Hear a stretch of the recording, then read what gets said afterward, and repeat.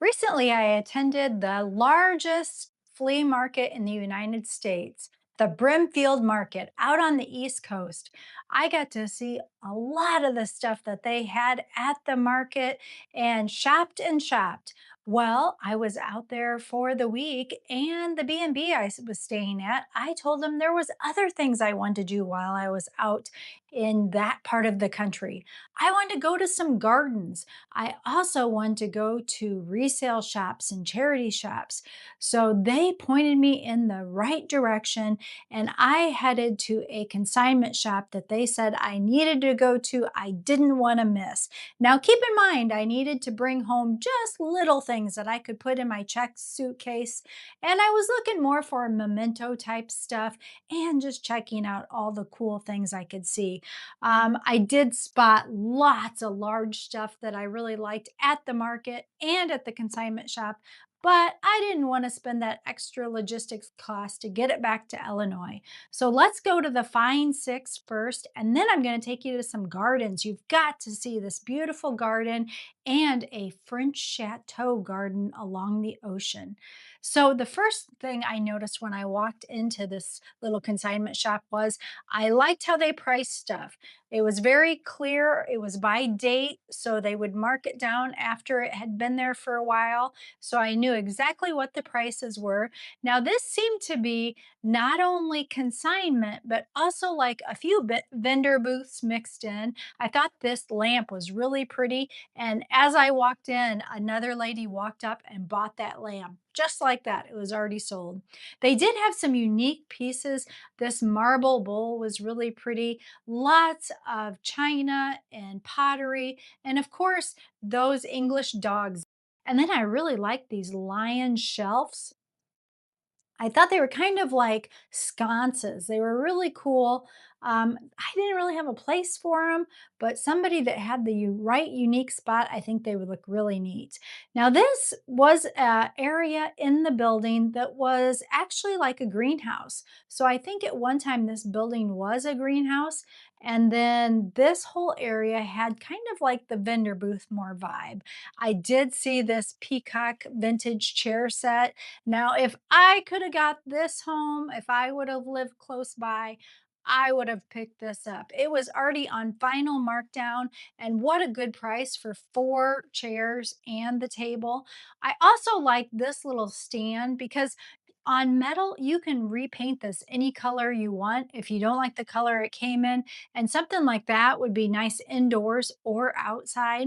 So I'm checking out all the things and noticing that I'm liking bigger things. And sometimes that happens when you're out thrifting, where you come across all big items the day you're thrifting and not many littles. So I kept trying to refocus myself to look at little things that I could actually put in the suitcase and not the big end tables, plant stands, because I'm always checking out plant stands. Those are so easy to change out the color, change out the hardware, and customize it and have a cute little piece either in your home or out in your garden for a fraction of the new cost. They did have pretty furniture here. And that was one thing I thought was really interesting. Being from the Midwest, I don't get to shop very much out on the East Coast. So seeing the East Coast furniture and knickknack type stuff that was a little bit different than what I can find in the Midwest, that was a unique experience too, because I did want to see what they had to offer at their consignment shops versus what I can find in mine. I love this vintage mirror. It was super heavy duty. It had gorgeous feet. I would have bought that in a minute if I would have lived close by because that would look beautiful in my makeup room. Now, the furniture, as you can see, they've got lots of furniture. I spotted cute little tables, some of them already sold. They had chandeliers, they had artwork, picture frames, all kinds of things for home decor too. I like to thrift for my pictures. And paintings at markets and consignment shops, charity shops. I love this great big gold mirror. I liked it so much I was telling the owner of the B&B when I got back that I spotted this gorgeous gold mirror, and she happened to mention she was looking for a mirror for the B&B. So I pulled up the picture and showed her because it was like $125 for that huge mirror. Again, had I lived closer, that would have been another item that I would have brought home with me. You can see they have a lot of china, pottery, linens. So I was just going through everything looking to see if there, again, any littles that I wanted to pick up to bring home. And they kind of color coded some of their stuff too. So that was helpful to go by colors. I did spot this great big lobster there in the blue. Not something that I see much around here, but being close to the coast there, because this was in Johnston, Rhode Island, or maybe Johnson, Rhode Island. So pretty close to getting pretty close to the coast there, more of that nautical vibe, where here in the Midwest, we do have some of that, but not as much as probably what you would see on the coasts. So lots of neat stuff to look at. And I did get something. So you're going to have to wait at the end and I'll show you my neat find that I was able to put in my suitcase to bring home. But I did want to take you along with me on this trip to the consignment shop, just so if you are in this area, or maybe you're traveling through like I was and it's on your way or even out of your way. Now, if you stay at the Watson Boutique like I did, the B&B, it was about I think about a half an hour, maybe a little bit longer drive from there. So very that was one thing I really liked staying there because I was able to get to a lot of places very quickly. It was a good central location to go to gardens and tour gardens, to go to Brimfield. Now we are at the Tower Hill Botanical Gardens, and it was beautiful. They had lots of treed area that they had put statuary and gardens in. They had a English country garden that I walked through, a cottage garden, I should say, a cottage garden. And of course, this was very late in the season, the beginning of September, so not probably as much in bloom, but actually it was done up beautifully. I always like to look at botanical centers for ideas for containers and plants.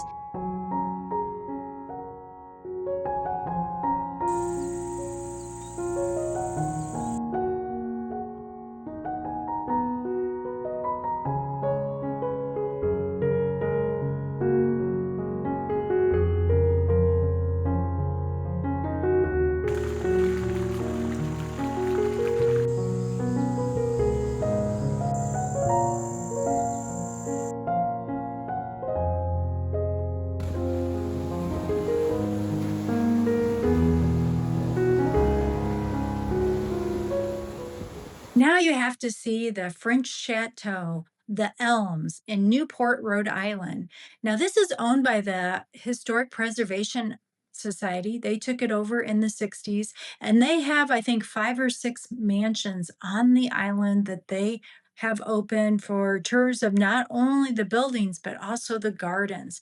And I love everything French inspired. So when I seen this, and my host and hostess at the bed and breakfast highly recommended a visit to Newport to check out these beautiful old mansions and the town itself. I couldn't pass it up, and boy, am I glad I went. So it was the traditional French garden with that gravel walkway path, and throughout the huge landscapes of grass and full grown mature trees, they had tucked in this formal garden. Now, I can appreciate a French formal garden because I know how much work it is to keep all these hedges shaped and trimmed and all of the different evergreens all shaped up. So lots and lots of maintenance.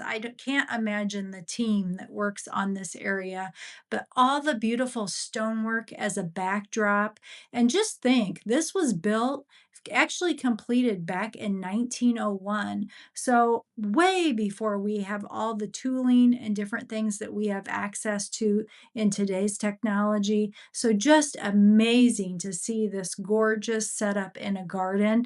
Now, I have been able to go to Paris, been very fortunate and been a couple times, and got to go to some private gardens and some formal French gardens, and they replicated a French chateau garden spot on. It is absolutely beautiful, and it's here in the United States. So if you get a chance and you want to see a French formal garden, come check this out. It is just beautiful. Marble steps down into this, and I assume that this is some sort of fountain. It was not on the day that I was there, but all these beds are all symmetrical, which I really like the look of. And then the buildings, there's two, one on each side. Again, that nod to symmetry. So very, very pretty. And it was a beautiful day to walk through the gardens. And they used a lot of those tall evergreens on both sides of the gardens to just catch your eye, and it would just pull you in. It would just draw you down. So, like I mentioned, these taller buildings, they had two of these. There was nothing in the buildings. I don't know what they were originally for. Maybe you know below, comment, let us know what they would have used those for. And look how they tuck these statue busts into the hedge. I like how they cut openings and just tuck those in, just like a surprise as you're walking along. There it is. And you can see another long path of these evergreens pull you down towards the other building, which was the carriage house. So it just pulls you in and makes you want to walk down there. Now, when I pan back around, I don't know if you can see it, but way off in the distance, there is a water fountain, but it's way down there. But do you see how those evergreens are pulling you down and wanting to make you go check out that fountain? So just absolutely beautiful. Okay, like promised, I'm gonna show you what I found at the consignment shop. Now, keep in mind, I needed something that would fit in my suitcase, but I also wanted it to be a memento of the East Coast, my time out in Brimfield area, and I think I found the perfect item. So I found at the consignment shop an original watercolor by a local artist out there. This was painted in the early 2000s, and it is a picture of Roger Williams Park in Providence, Rhode Island. And the artist actually was from that area. He has since passed. So I just think it's super cool that I have a painting of the park in that area. Now, when I researched not only the artist, but also the park, because I didn't get to visit that park, I couldn't find anything that looks like this today. So let me know if you're from that park or have visited that park. Is there a bridge like this, a stone bridge? What I found, image online, is just a picture of a bridge very similar to this with trees like this. Kind of, I'm wondering if the artist didn't use this picture as their inspiration for the painting, but I could be totally wrong. It is what I found, and I thought it was super cool. I'll enjoy hanging this with my snow oil paintings. I've got some landscape vintage ones that I've picked up now. And last year I started a gallery wall during the winter time, and I had 3 different landscapes of oil paintings of different sizes. And so I think this will look perfect in that gallery wall setting. And I'll just keep adding on as I find more winter scene landscapes that I really like and want to add to that gallery wall. So I thought this was a really cool picture, and it will remind me of my time that I spent out there that week. I really enjoyed it. I hope you enjoyed going thrifting with me today and to the gardens, seeing both not only the Botanical Center, but also that beautiful French chateau. So I hope I gave you some ideas if you're planning a vacation or going to be out in that area, or maybe you already live out in that area and have never visited those locations. You need to check them out. Well, in the meantime, you have a great week, and I will see you in our next video.